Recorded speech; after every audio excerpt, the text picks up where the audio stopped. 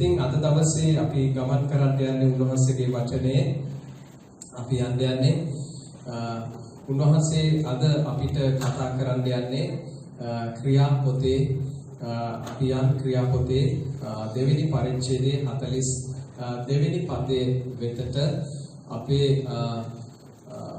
තිබුණු පළවෙනි සංඝ සභාවේ තිබෙන ගති ලක්ෂණ බලන්න යනවා. අපි පළවෙනි සභාවේ තිබුණු ගති ලක්ෂණ ඒ තුලින් සභාව තුල කුමක්ද සිද්ධ වුනේ? එතකොට අපි දකිනවා ඒ ස්ථානයේ ආත්මයන් වහන්සේගේ ක්‍රියාව කොයි විදිහටද ඒ සභාව තුල තිබුණේ කියන එක අපි දැනගන්න ඕන. අපි විශ්වාස කරන්න ඕන සභාව කියන්නේ ක්‍රිස්තුස් වහන්සේගේ ශරීරය. සභාව කියන්නේ ක්‍රිස්තුස් වහන්සේගේ ශරීරය එක්කෙනෙක් කරුණු කොටගෙන නෙමෙයි සමූහයක්. සභාවේ සමූහයක් කියලා. එතකොට ක්‍රිස්තුස් වහන්සේ තමයි සභාවේ හිසව සිටින්නේ. ක්‍රිස්තුස් වහන්සේගේ හිස දෙවියන් වහන්සේ, භාර්යාවගේ හිස පුරුෂයා.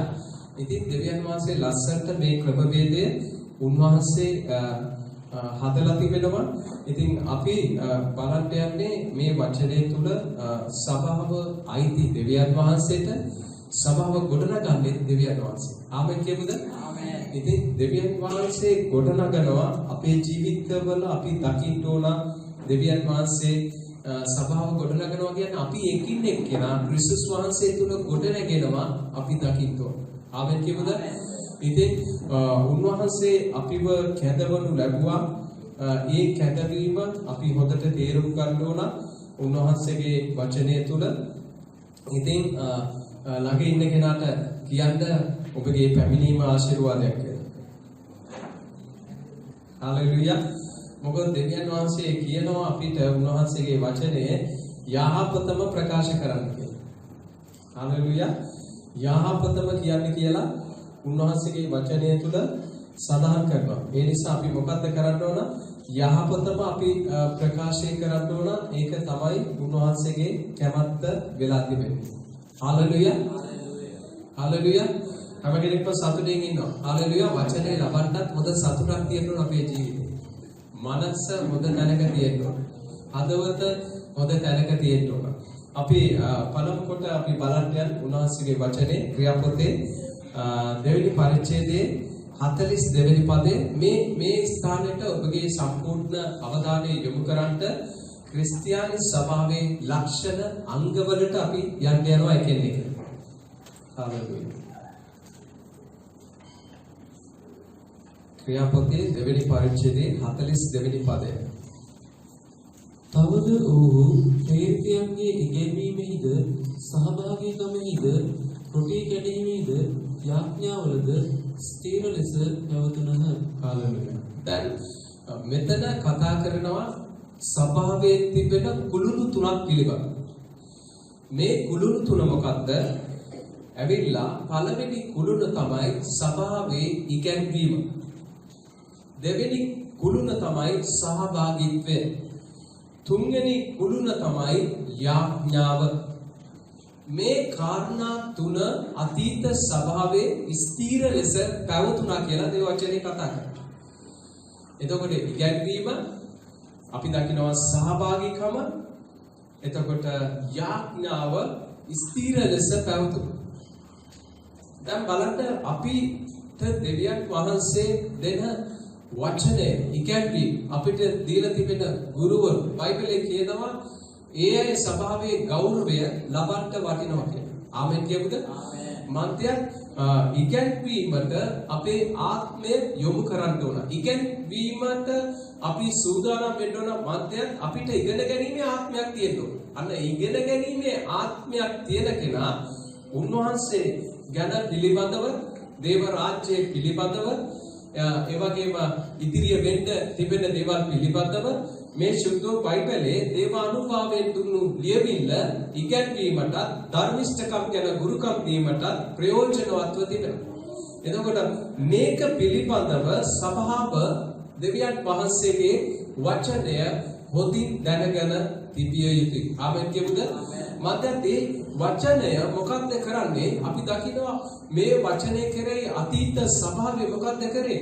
ඉගැන්වීම් කරා, හොඳ සහභාගීත්වයක් තිබුණා, හොඳ යාඥාවක් තිබුණා. මේක ස්ථීර ලෙස පැවතුණා. මේ කුළුණු තුන ස්වභාවයේ තියෙන්න ඕන. හාලෙලුයා. මේ කුළුණු තුන ස්වභාවයේ තියෙන්න ඕන. එතකොට අපි දකින විදියට මේකේ තිබෙනවා ස්ථීරකම. හාලෙලුයා. දැන් මේක ස්ථීරකමේ තියෙද්දී අපි බලන්න වචනය ක්‍රියාපොතේ 14 වෙනි පදය. ඒකෙම 14 වෙනි පදයේ වෙතට යනවා. ක්‍රියාපොතේ පළවෙනි පරිච්ඡේදයේ 14 වෙනි පදයේ වෙතට අපේ අවධානය යොමු කරන්න යනවා. හාලෙලුයා. මේ සියල්ලම ස්ත්‍රීන්ද යේසුස් වහන්සේගේ මව වූ මරියාද උන්වහන්සේගේ සහෝදරයන්ද සමග එක්සික නොකඩවම යාඥා කරමින් සිටියෝය.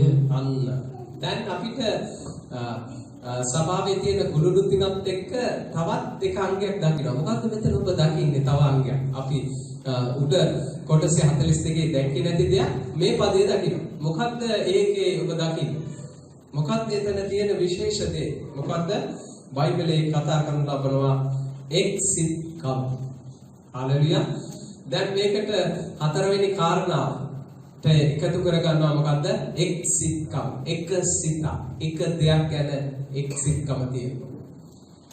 හාලෙලුයා. අපි හැම කෙනෙක්ම එක්සිත් වුණා. හාලෙලුයා. පෞගිය දවස්වල අපි ඒ කරපු අපි සිකුරාදා ඒ කරපු වෙඩින් එක තුල අපි තුන හොඳ එක්සිත්කම්. මේකෙන් මොකද්ද සිද්ධ වුනේ? ලොකු දෙයක් සිද්ධ වුණා. හාලෙලුයා. පොඩි දෙයක් නෙමෙයි, ලොකු දේවල් සිද්ධ වෙන්න පටන් ගත්තා ඒ එක්සිත්කම තුල. හාලෙලුයා. දැන් එක්සිත්කම කියන්නේ එක දෙයක් ගැන හැම කෙනෙක්ම එකඟ වෙනවා. මේ සභාව තුල තිබුණේ මොකද්ද?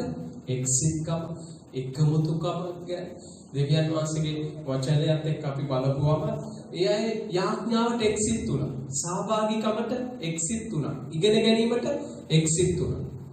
අන්න ඒ අංගයේ ඇවිල්ලා සභාවේ අපේ අතීත සභාවේ තිබුණු ඒ ලක්ෂණ තමයි මේ පෙන්වු කරන්නේ.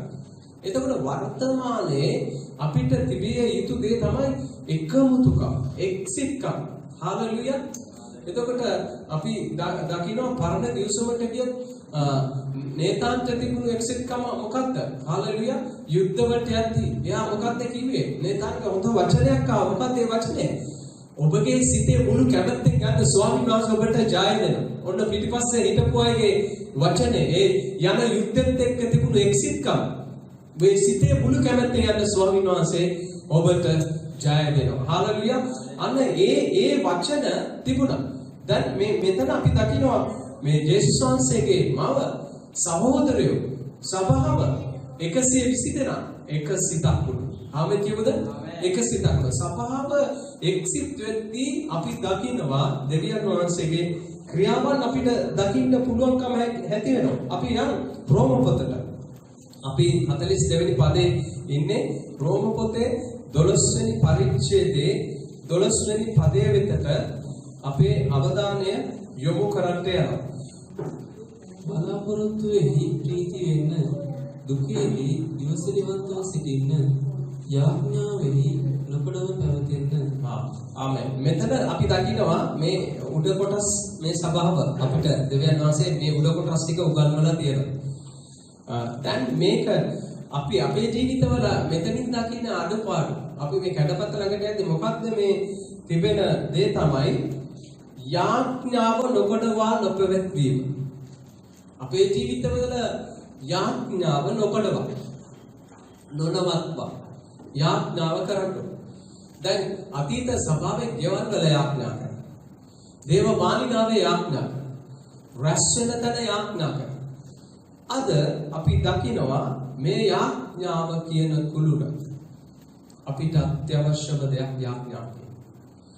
යාඥාව දෙවියන් වහන්සේ අපත් අතර තිබෙන සම්බන්ධතාවය වැඩි කරන දෙයක්. යාඥාව අපේ හුස්ම. යාඥාව කියන එක අපි නොකඩවා පවත්වගෙන ගියොත් දෙවියන් වහන්සේ කරන දේවල් අපේ ආත්මයට දැනගන්න පුළුවන්කම හැකි වෙනවා. හalleluya. දැනගන්න පුළුවන්කම හැකි. කොච්චර වැඩ කළත් කමක් නැහැ. කොච්චර ඔබ වැඩ කළත් කමක් නැහැ. නමුත් දෙවියන් වහන්සේ ඔබත් අතරක් තිබෙන සම්බන්ධතාවයේ යාඥාව නැතිවීමක් වෙලා තිබෙනවා නම් අන්න ඊතරට පාපය ඇතුල් වෙලා තිබෙනවා. එතකොට මේ යාඥාව කියන එක දෙවියන් වහන්සේත් අපත් අතරක් තිබෙන හොඳ සම්බන්ධතාවයක්. එතකොට අපි යාඥා කරද්දී නොකොටව ඒක පැවැතෙන්න ඕන. යම් දෙයකට අපේ ජීවිතේ මුහුණ දෙන්න යද්දී අපේ මනස කල්පනා කරන්නට යන්න එපා. ඒ ගැන හිතන්න යන්න එපා. ඔබේ දෙවියන් වහන්සේ සමග ඒ පණිවිඩය දන්වන්න. ඒ අදහස දෙවියන් වහන්සේට දෙන්න. මම ඉදිරියේ මොකක්ද කරන්නේ? මම මොකක්ද කරන්නේ ස්වාමීනි? මම කොයි පැත්තටද හැරෙන්න ඕන? මම කොයි පැත්තටද ගමන් කරන්න ඕන? මගේ ජීවිතේ කොයි තැනකටද ගමන් කරන්න ඕන? මොකක්ද සබවත් මාත් අතරින් තිබෙන සම්බන්ධතාවය දෙවියන් වහන්සේට දන්වද්දී ඔබ නොදන්න සැඟවි තිබෙන සත්‍ය සුද්ධාත්මයන් වහන්සේ ඔබේ ජීවිතයට එළිදරව් කරනවා. ආමෙන් කියමුද? අන්න ඒ සම්බන්ධතාවය අපේ ජීවිතේ තියෙනවා. දැන් මෙතන යාඥා කරද්දී මොකක්ද සිද්ධ වුනේ? අතීත ස්වභාවයේ යාඥාවල් වෙද්දී පොළොව පවා කම්පා වුණු තැන් තියෙනවා. පොළොව පවා කම්පා වුණු තැන් තියෙනවා. මොකක්ද යාලා කරේ? මහා තර්ජන අභියෝගයන් එද්දී සභාවට දනුදු ස්වාමීනි ඔබගේ ශුද්ධ සේවකයා වූ යේසුස් වහන්සේගේ නාමයේ කරුණු කොටගෙන බුදුමද හාස්කම්ද කරන්ට ඔබගේ දාස්යන්ට වර දුනමනවයි කියද්දී පොළොව කම්පා වෙනවා. දැන් අපේ සභාවල් වල අපේ ජීවිතය අපේ සේවාවන්ට අභියෝගයක් එද්දී අතීත අපේ සංඝ සභාව තුල තිබුණු ඒ අයගේ සේවකයන්ගේ යාඥාව තුලින් පොළොව පවා කම්පා වෙලා දෙවියන් වහන්සේගේ පිළිතුරු ලැබුවා. එතකොට දැන් අභියෝගයේදී අපිට එකපාරට අපි කළ යුතු දේ තමයි යාඥාව. යාඥාව කියන එක සම්බන්ධ කරනවා ස්ථීරකම. එතකොට යාඥාව කියන්නේ අපේ ජීවිතේ සභාවේ කුළුණ. එතකොට අපි යාඥා කරනවා. යාඥා කරද්දී ඔබේ දෙවියන් වහන්සේ ඔබ වඩා අත්දකිනවා. ඔබ දෙවියන් වහන්සේට වඩා ලං වෙනවා.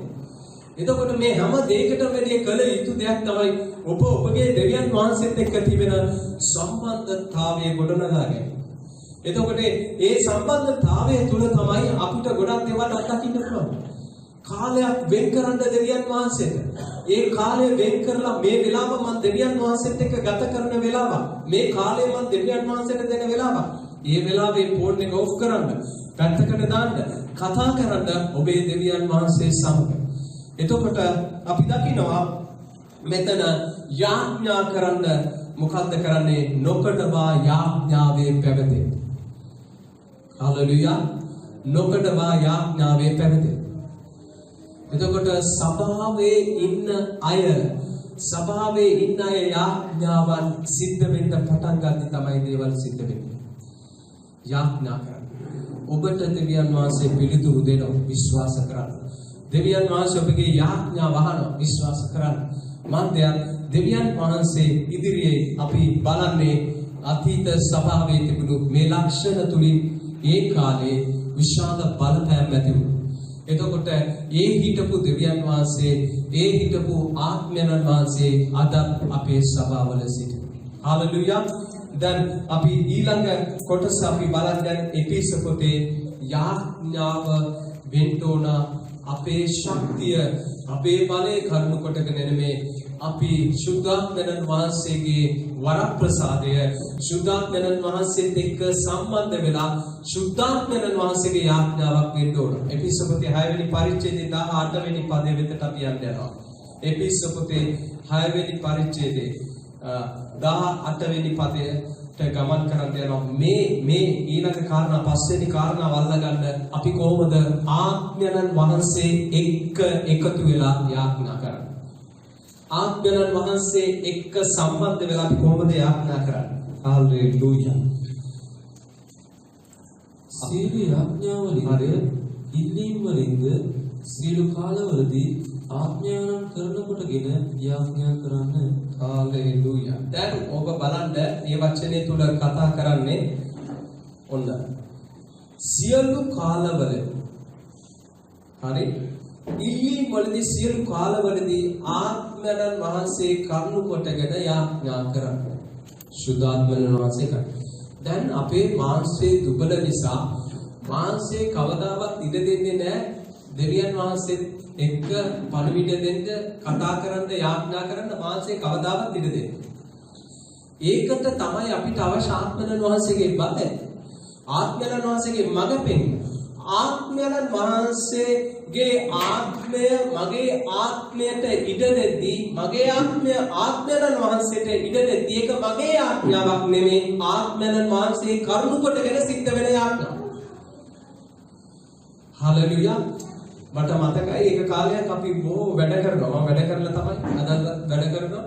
ඉන්න බෑ හරි අමාරුයි. පැය 12 14 16 වැඩ කරනවා. නමුත් ඇවිල්ලා බඩගිනි හැදෙනවා කන්නේ නැහැ. කන්නේ නැහැ කෑවොත් නිින්ද යන හින්දා ඇවිල්ලා පළවෙනිම දේ කරන්නේ බඩගිනිම නැත් ඒකක් කියලා ප්‍රේ කරනවා. යාඥා කරලා බයිබලෙ කියවලා ඉවර වෙලා තමයි කන්නේ. එහෙම කාලයක් ගත කරා පැය 14 වැඩ කරනවා පැය 12 වැඩ කරනවා. නමුත් මම ඒ වැඩ කරනවා වගේ දෙවියන් වහන්සේත් එක්ක කොච්චර වැඩ තිබුණත් ඒ සම්බන්ධතාවයේ තිබුණ ආත්මයන් වහන්සේ. දැන් අපිට බෑ අපේ ශරීරය අමාරුයි මහන්සි වෙහෙස කරනවා. නමුත් ආත්මයන් වහන්සේට අපේ ජීවිතයේ ඉඩ දුන්නොත් අපිව උන්වහන්සේ බලවත් කරනවා. ආමෙන් කියමුද? අපිව බලවත් කරනවා. ආත්මයන් වහන්සේට ඉඩ දුන්නොත් අපිව බලවත් කරනවා. කොච්චර අමාරු තැනක් ගමන් කරන්න කොච්චර අමාරු තැනක් වුණත් ඔබගේ ධර්මිෂ්ඨ හදවතින් ඔබ එක්කෙනෙක් දෙවියන් වහන්සේ ඉදිරියේ ධර්මිෂ්ඨයෙක් ලෙස දෙවියන් වහන්සේ ධර්මිෂ්ඨයා කියන වචනේ තේරුම ඇවිල්ලා දෙවියන් වහන්සේ ප්‍රතික්ෂේප කරන්න එපා. දෙවියන් වහන්සේ ප්‍රතික්ෂේප නොකර ඔබ විනාඩියක යාඥාවක් කළත් මහත් දෙයක් සිද්ධ වෙනවා. ධර්මිෂ්ඨයෙක් කරන යාඥාව කරුණු කොටගෙන බයිබලයේ කියනවා මහත් දේවල් සිද්ධ වෙනවා. ඇයි අපිට යාඥාව කරන්න බැරි? අපේ මනසට යක්ෂයා ගහලා අපේ මනසේ ප්‍රශ්න තියෙනවා. අපේ මනසේ ගැටලු තිබෙනවා.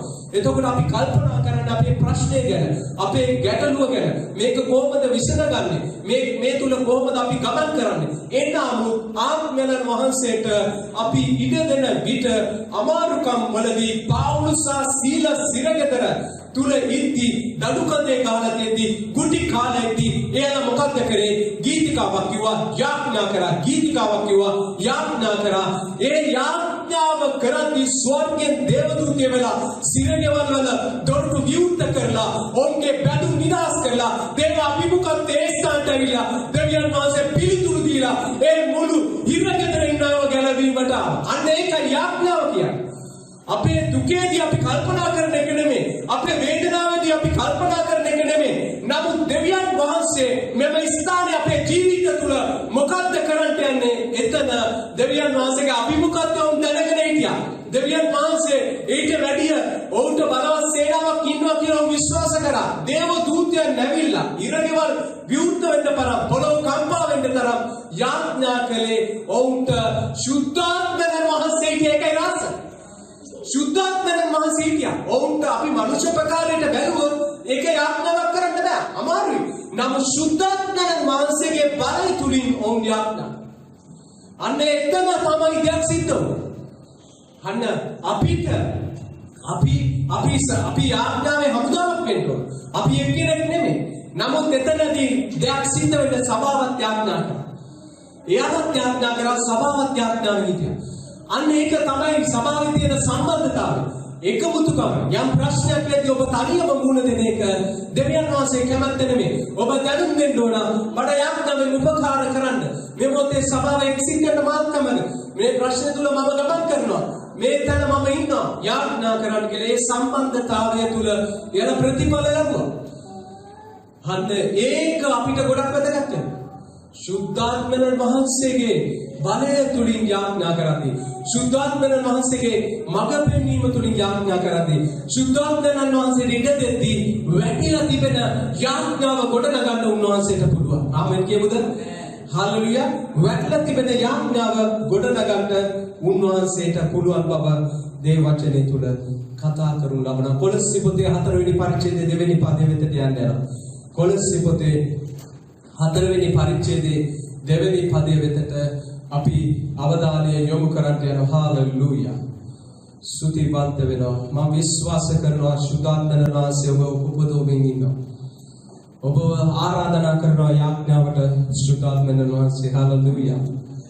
Thank you Jesus. ස්තුතිදීමෙන් යුක්තව යාඥාවෙහි අවදිව සිට නොකඩවා එහි පැවතෙන්න. හාලෙලුයා. දැන් බලන්න මෙතන කතා කරන ලබනවා. ස්තුතිදීමෙන් යුක්තව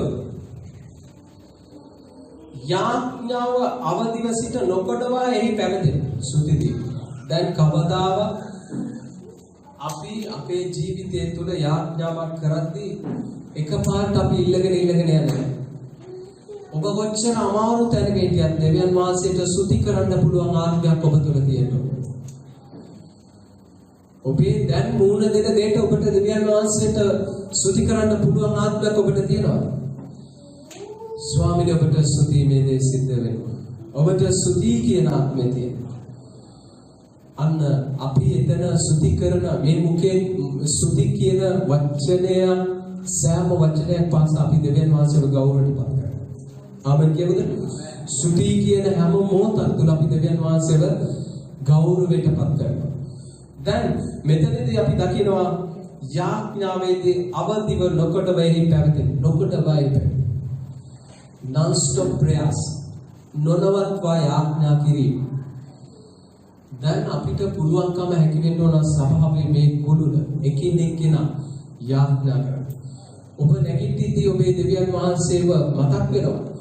ඔබ උදෑසන නැගිටිද්දී දෙවියන් වහන්සේව මතක් වෙනවා. ඔබ යනවද යාඥාවේ ස්ථානෙට? ගිහිල්ලා ඔබ යාඥා කරනවද? මුල් දවසේ ආරම්භය ඔබ දෙවියන් වහන්සේට දෙනවද? එතකොට ඔබට පුළුවන් හැම මොහොතක්ම යාඥා. වැඩ කරද්දී යාඥා. අපි හදවතින් කරන යාඥා තියෙනවා. වචන ඇහෙන්නේ නැතුව කරන යාඥා තියෙනවා. නමුත් මේ හැම යාඥාවක්ම සිතුවිල්ලක් පවා දෙවියන් වහන්සේට තේරෙනවා. ආමෙන් කියමුද?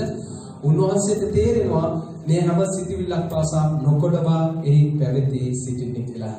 හේබ්‍රෝ පොතේ 10 වෙනි පරිච්ඡේදයේ 25 වෙනි පදයේ වෙතට අපේ අවධානය යොමු කරන්න යනවා.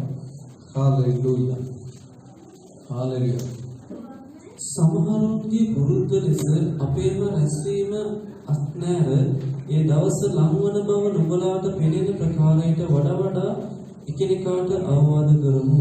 ඔය සභාවේ රැස්වීමක් යාඥාවක් තියෙද්දී ඒක වඩා ඒ හැම දෙයකටම සම්බන්ධ වෙන්න සභාවේ ඉන්න අයගේ වගකීම. මේව අද තියෙනවා. අපි සමහර විට මුල් පොඩි කෙනෙක් උගන්වන්න පුළුවන්. ඒකට සම්බන්ධ වෙන්න. හැම කෙනෙක්ම ඒ රැස්වීම වලට සහභාගී වෙන්න ඕන. අන්න ඒක තමයි සහභාගීකම. එකමුතුකම, එක්සිත්කම කියන්නේ. දැන් සමහර අය මොකක්ද කරන්නේ? ඒවා ළඟ සිට බව බයිබලයේ කියනවා දවස්පතාව කාලේ නපුරුව තිබෙන නිසා දවස්පතාව අවවාද කරනවා. අවවාදයේ අනුශාසනාව සභාවට ඕන. ඒක දවස්පතාව ඇයි ඒකට හේතුව? කාලේ නපුරු කාලයක්. දවස්පත අවවාද කරන්න. ඉතින් අවවාද පිළිගන්න තැනක අපි ඉන්න ඕන. හාලෙලුයා. අවවාදයක් පිළිගන්න තැනක ඉන්න ඕන. හාලෙලුයා.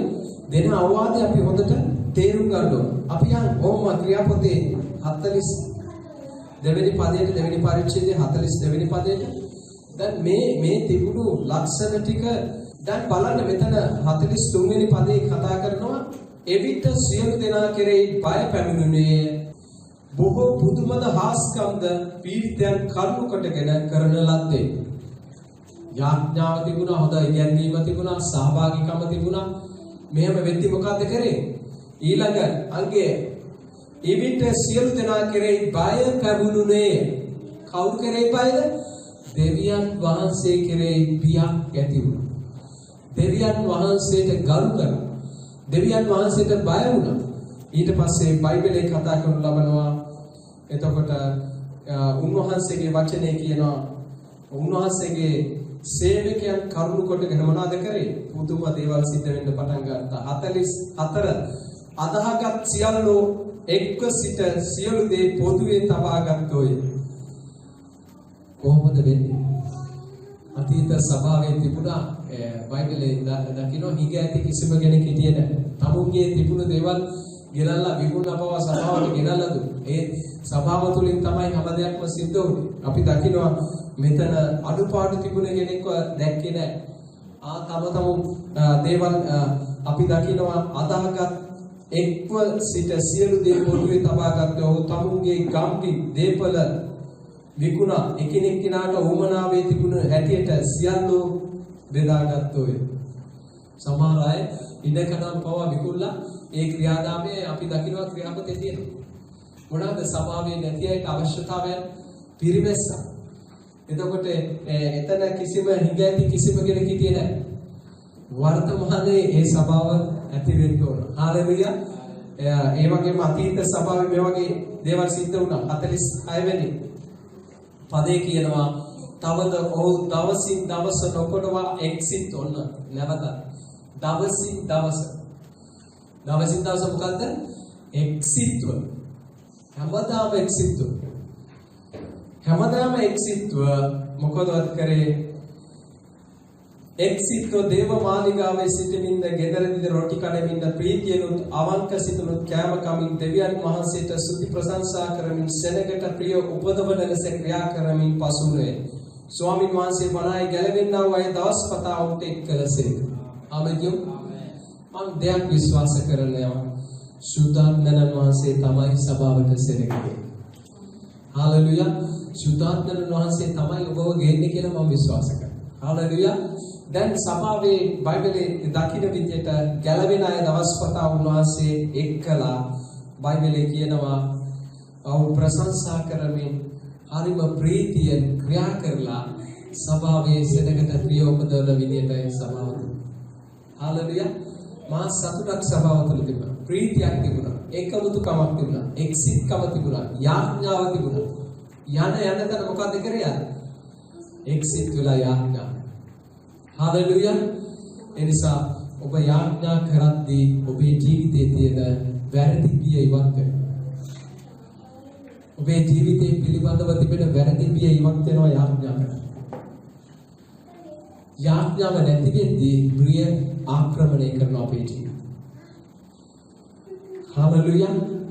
එනිසා අපි අද දවසේ ලක්ෂණ කීපයක් මේ වචනේ තුල අපි බැලුවා ක්‍රියාපොතේ. ඉතින් මේ අතීත සභාව තුළ තිබුණු මේ ලක්ෂණ අපි සභාව තුළ පිළිපද කරනවා. ආමෙන් කියමුද? ඒ නිසා ඔබ කොහොමද මේ සභාව සමග ඉගැන්වීම් වලට සහභාගී වෙනවද? හාලෙලුයා. එක්සිට් වෙනවද? හොඳ සහභාගීකමක් තියාගන්නවද? ඊළඟට යාඥාව නොකරවා තියාගන්න. හාලෙලුයා. අන්න එතකොට මොකද කරන්නේ? දේව බය පැමිණෙනවා. කුළුණු තුන ස්ථීර වෙදී දේව බය සභාවේ ඇති වෙනවා.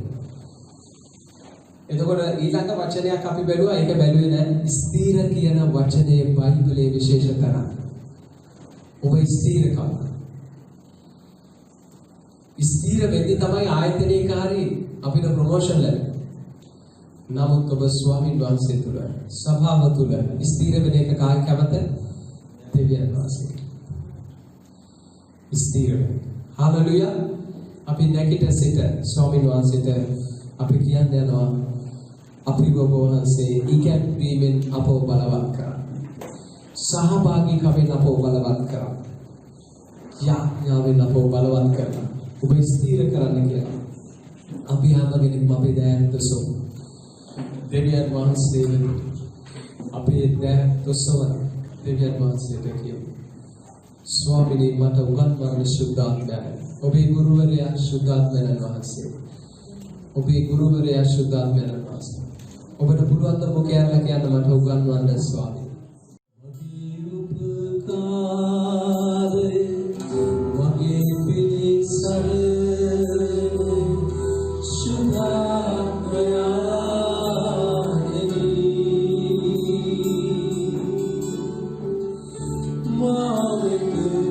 What do you do?